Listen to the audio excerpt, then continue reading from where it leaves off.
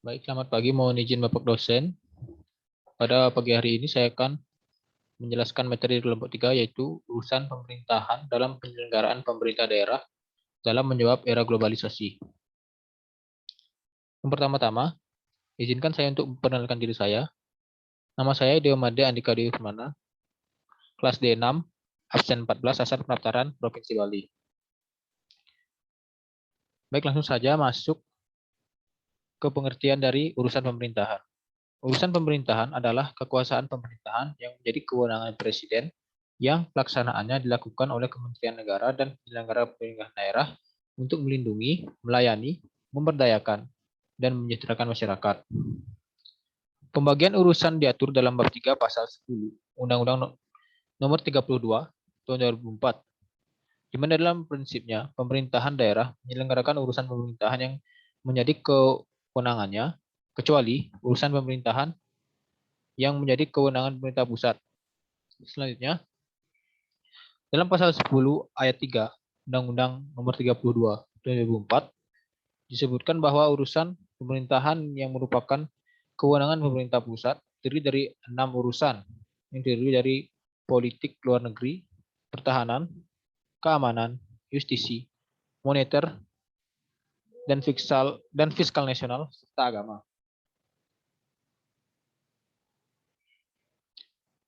Selanjutnya ada pengertian dari pemerintahan daerah.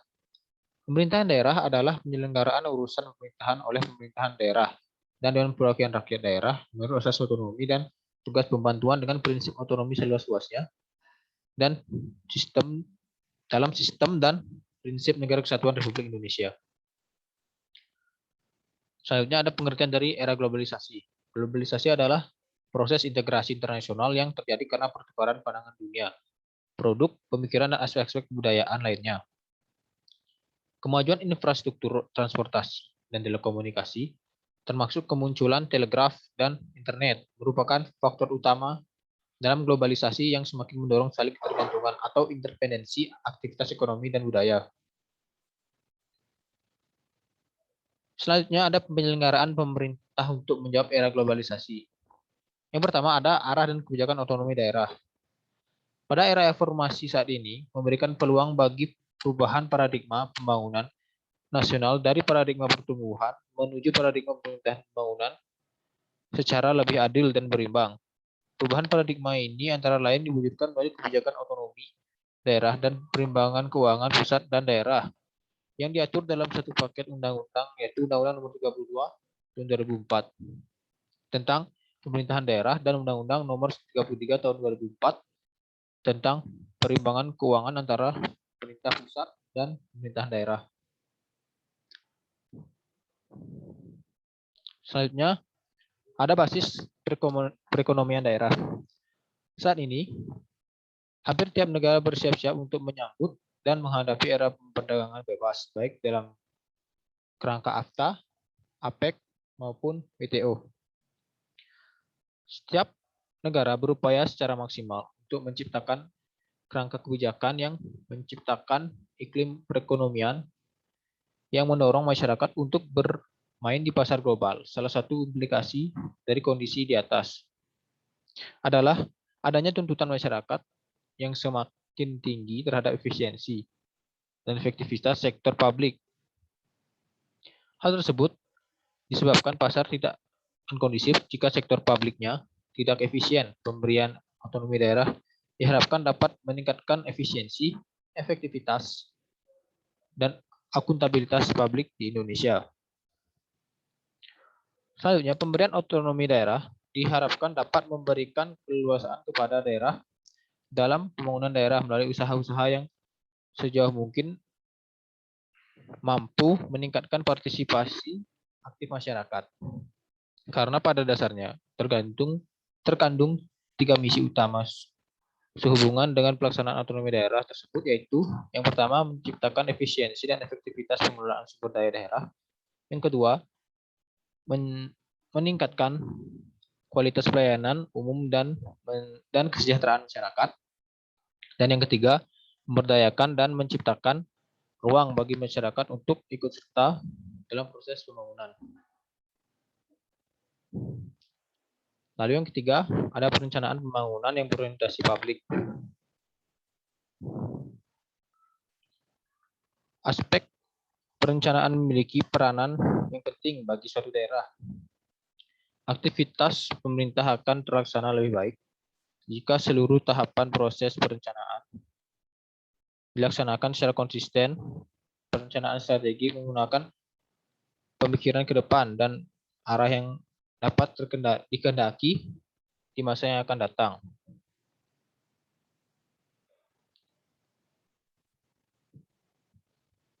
Bagi kebanyakan pemerintah daerah, itu didasarkan atas visi dan misi strategik yang jelas. Visi dan misi strategik ini mampu mengendalikan arah perencanaan yang baik. Perencanaan strategik memiliki peranan yang penting bagi Pemda karena di sanalah terlibat dengan jelas peranan kepala daerah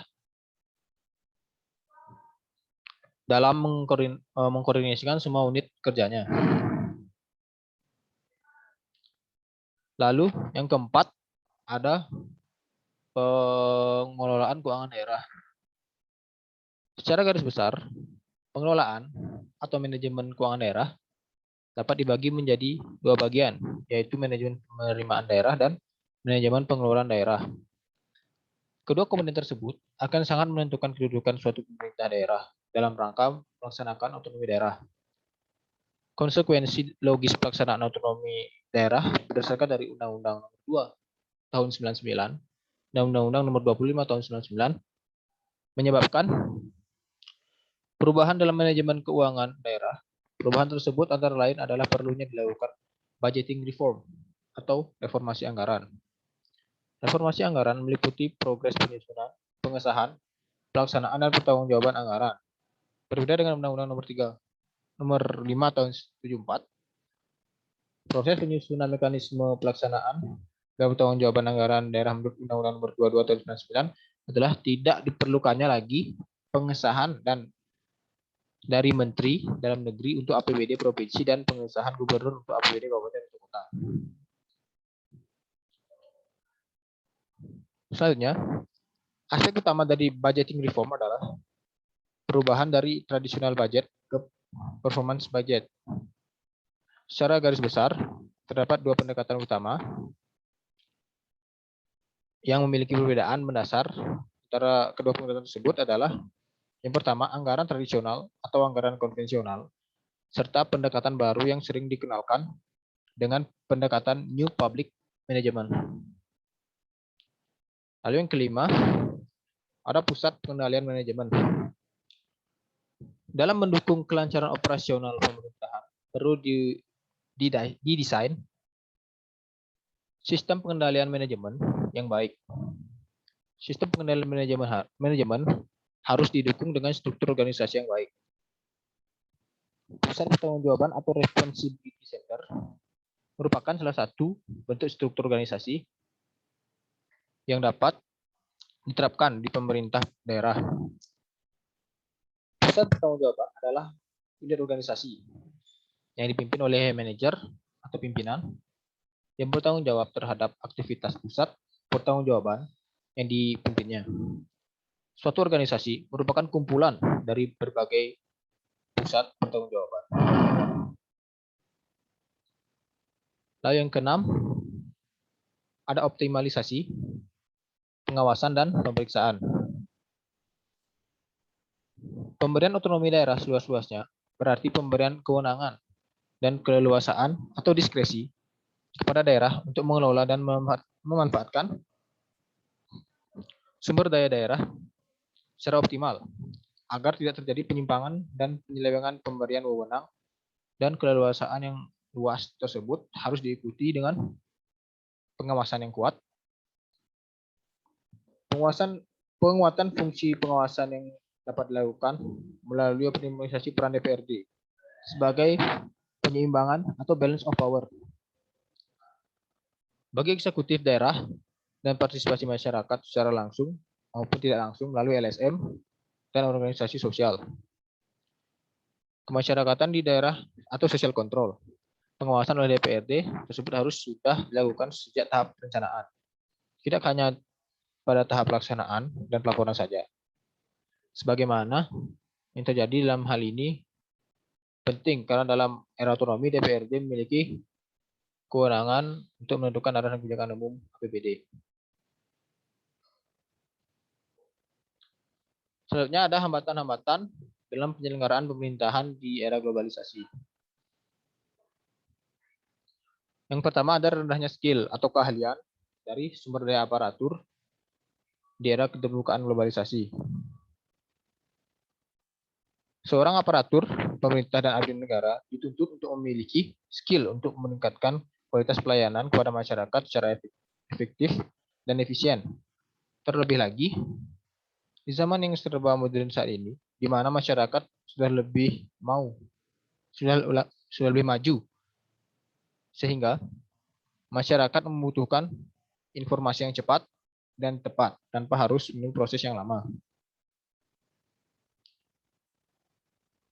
Hal ini menuntut seorang aparatur pemerintah harus lebih pintar dari masyarakatnya agar dapat melayani masyarakat dengan baik.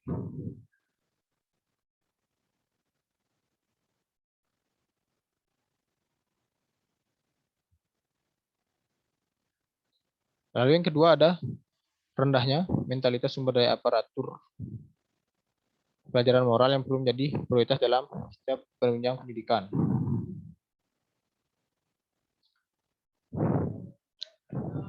Pelajaran ini dimaksudkan untuk membentuk manusia Indonesia yang mempunyai optimisme, kejujuran, dan tanggung jawab pribadi untuk daerahnya dalam pembangunan bangsa ke depannya.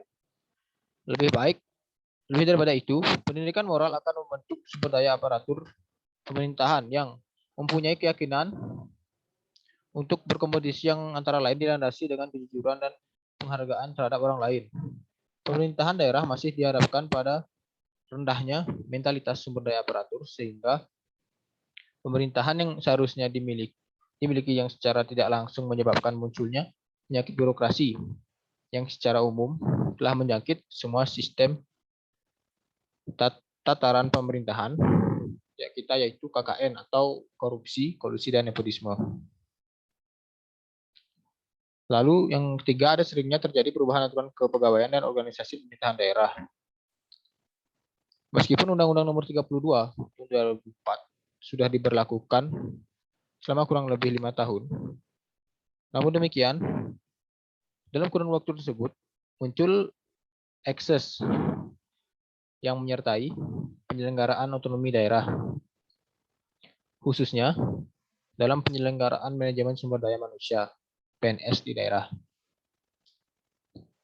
Hal tersebut memperlihatkan adanya kecenderungan para pejabat kepegawaian dalam menetapkan keputusan atau kebijakan yang kurang selaras dengan peraturan perundang-undangan kepegawaian yang berlaku secara nasional. Lalu yang terakhir, banyak peraturan perundang-undangan yang tidak konsisten dengan penyelenggaraan pemerintahan daerah dan pelaksana terkaitnya.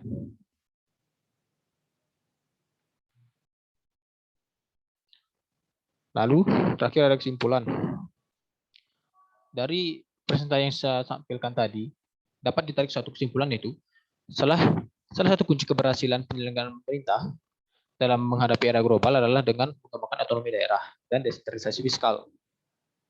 Dengan demikian, diharapkan mekanisme perumusan kebijakan yang akomodatif terhadap aspirasi masyarakat daerah dapat dibangun. Sehingga keberadaan otonomi daerah akan lebih bermakna dan pada akhirnya akan meningkatkan mutu pelayanan kepada masyarakat. Sejalan dengan itu, pemerintah daerah harus dapat menggunakan potensi sumber daerah secara optimal.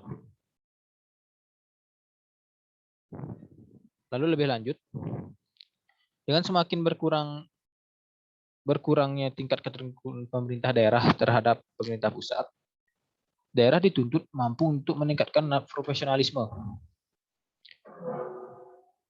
Aparatur pemerintah daerah melaksanakan reformasi akuntansi keuangan daerah dan manajemen keuangan daerah, melaksanakan perencanaan strategik secara benar, sehingga akan memacu terwujudnya otonomi daerah yang nyata, dinamis, serasi, dan bertanggung jawab, yang dapat memperkokoh basis perekonomian daerah, serta memperkuat peraturan,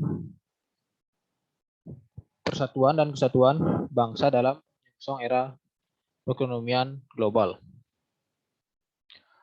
Baik, sekian presentasi dari saya. Apabila dalam penyampaiannya ada salah kata, saya mohon maaf. Terima kasih, selamat pagi.